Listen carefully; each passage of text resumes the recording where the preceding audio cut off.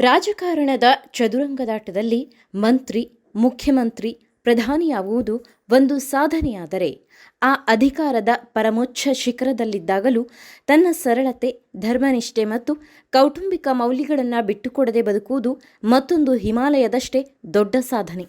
ಅಂತಹ ಅಪರೂಪದ ವ್ಯಕ್ತಿತ್ವ ಭಾರತದ ಮಾಜಿ ಪ್ರಧಾನಿ ಎಚ್ ಡಿ ದೇವೇಗೌಡ ಅವರ ಧರ್ಮಪತ್ನಿ ಚೆನ್ನಮ್ಮ ದೇವೇಗೌಡರದ್ದು.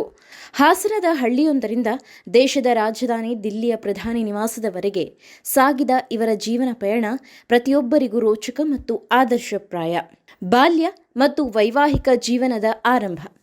ಚೆನ್ನಮ್ಮ ಅವರ ಬಾಲ್ಯದ ದಿನಗಳು ಅತ್ಯಂತ ಸಾಮಾನ್ಯ ಕೃಷಿ ಹಿನ್ನೆಲೆಯ ಕುಟುಂಬದಲ್ಲಿ ಕಳೆದವು.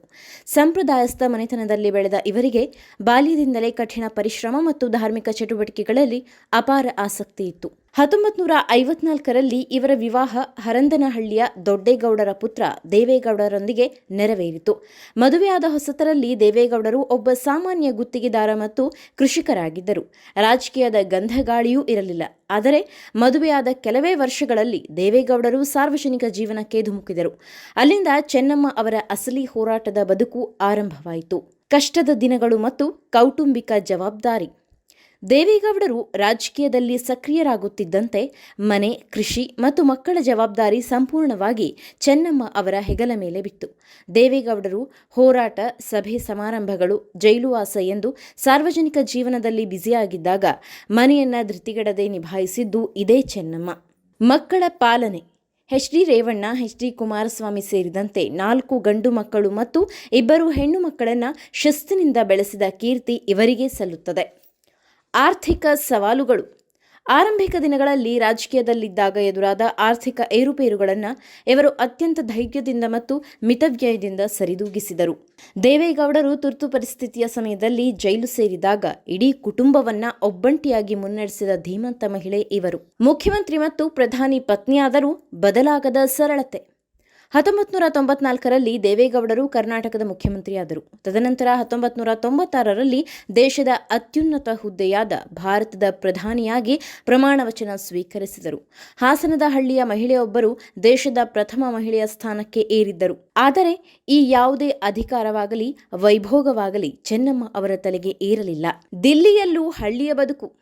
ಹೊಸದಿಲ್ಲಿಯ ಪ್ರಧಾನಿ ನಿವಾಸದಲ್ಲೂ ಇವರು ತಮ್ಮ ಸಾಂಪ್ರದಾಯಿಕ ಶೈಲಿಯ ಅಡುಗೆ, ಪೂಜೆ ಪುನಸ್ಕಾರಗಳನ್ನು ಮುಂದುವರಿಸಿದರು. ಪ್ರಧಾನಿ ನಿವಾಸದ ಐಷಾರಾಮಿ ಸೌಲಭ್ಯಗಳಿಗಿಂತ ತಾವೇ ಸ್ವತಃ ಅಡುಗೆ ಮಾಡುವುದನ್ನು ಇಷ್ಟಪಡುತ್ತಿದ್ದರು. ಅಹಂಕಾರವಿಲ್ಲದ ವ್ಯಕ್ತಿತ್ವ. ದೊಡ್ಡ ದೊಡ್ಡ ವಿವಿಐಪಿ ಸಮಾರಂಭಗಳಲ್ಲೂ ಅತ್ಯಂತ ಸಾಧಾರಣ ಕಾಟನ್ ಅಥವಾ ರೇಷ್ಮೆ ಸೀರೆ ಉಟ್ಟು ಹಣೆಯ ಮೇಲೊಂದು ದೊಡ್ಡ ಕುಂಕುಮ ಇಟ್ಟುಕೊಂಡು ಭಾರತೀಯ ನಾರಿಯ ಸಾಂಪ್ರದಾಯಿಕ ಹೆಮ್ಮೆಯಾಗಿ ಮಿಂಚುತ್ತಿದ್ದರು. ಧರ್ಮನಿಷ್ಠೆ ಮತ್ತು ಸಾಮಾಜಿಕ ಸೇವೆ. ಚೆನ್ನಮ್ಮ ದೇವೇಗೌಡರು ಅಪಾರ ದೈವಭಕ್ತೆ. ದೇಶದ 100 ಪ್ರಮುಖ ದೇವಸ್ಥಾನಗಳಿಗೆ ಇವರು ಭೇಟಿ ನೀಡಿ ವಿಶೇಷ ಪೂಜೆಗಳನ್ನು ಸಲ್ಲಿಸಿದ್ದಾರೆ. ದೇವೇಗೌಡರ ರಾಜಕೀಯ ಏಳಿಗೆಯ ಹಿಂದೆ ಹಾಗೂ ಅವರ ಇಡೀ ಕುಟುಂಬದ ಆರೋಗ್ಯದ ಹಿಂದೆ ಚೆನ್ನಮ್ಮ ಅವರ ಪ್ರಾರ್ಥನೆ ಮತ್ತು ಧಾರ್ಮಿಕ ವೃತ್ತಿಗಳ ಶಕ್ತಿ ಇದೆ ಎಂದು ಇಡೀ ಗೌಡರ ಕುಟುಂಬ ನಂಬುತ್ತದೆ. ಯಾರೇ ಕಷ್ಟ ಎಂದು ಮನೆಗೆ ಬಂದರೂ ಅವರಿಗೆ ಪ್ರೀತಿಯಿಂದ ಅನ್ನ ಹಾಕಿ ಕೈಲಾದ ಸಹಾಯ ಮಾಡುವ ಗುಣ ಇವರನ್ನ ಕೇವಲ ಒಬ್ಬ ನಾಯಕನ ಪತ್ನಿಯಾಗಿ ಮಾತ್ರವಲ್ಲದೆ ಇಡೀ ಹಾಸನ ಮತ್ತು ಜೆಡಿಎಸ್ ಕಾರ್ಯಕರ್ತರ ಪಾಲಿಗೆ ದೊಡ್ಡಮ್ಮನನ್ನಾಗಿ ಮಾಡಿದೆ. ಇವತ್ತಿಗೂ ದೇವೇಗೌಡರ ಕುಟುಂಬದ ಪ್ರತಿಯೊಂದು ಪ್ರಮುಖ ನಿರ್ಧಾರದ ಹಿಂದೆ ಚೆನ್ನಮ್ಮ ಅವರ ಒಪ್ಪಿಗೆ ಮತ್ತು ಆಶೀರ್ವಾದ ಇರುತ್ತದೆ.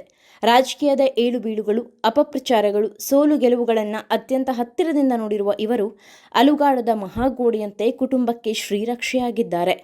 ಪತಿಯ ಯಶಸ್ಸಿನ ಹಿಂದೆ ಒಬ್ಬ ಮಹಿಳೆ ಇರುತ್ತಾಳೆ ಎಂಬ ಗಾದೆ ಮಾತಿಗೆ ಚೆನ್ನಮ್ಮ ದೇವೇಗೌಡರು ಅತ್ಯುತ್ತಮ ಉದಾಹರಣೆ.